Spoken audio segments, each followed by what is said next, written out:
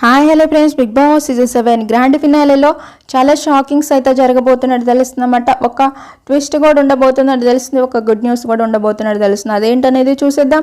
Channel అయితే subscribe చేసుకొని follow అయిపోండి. ఫస్ట్గా చూస్తే మాత్రం ఈవినింగ్ స్టార్ట్ అవుతుందన్నమాట. విన్నర్ రన్నర్ అనేది ఉల్టా పుల్టా సీజన్ కాబట్టి ఎలా అయినా చేంజ్ అవ్వచ్చు, ఏదైనా మారే ఛాన్సెస్ కూడా కనిపిస్తున్నాయి. అది కూడా మనీ ఆఫర్ అనేది ఎలా పెడతారో, ఏం జరుగుతుందో అనేది మనకైతే ఇంకా అఫీషియల్గా అయితే బయటికి రాలేదు. అది ఈవినింగ్ కల్లా బయటకు వస్తుంది. షూటింగ్ కూడా ఈవినింగే ఉంటుందన్నమాట. ఒక 2 hours టీవీలో కంటే ముందు, ఒక 2 hours ముందు మనకైతే అఫీషియల్గా బయటకు వస్తుంది. వెంటనే మన ఛానల్ అయితే ఉంటుంది. ఛానల్ అయితే సబ్స్క్రైబ్ చేసుకొని రెడీగా ఉండండి.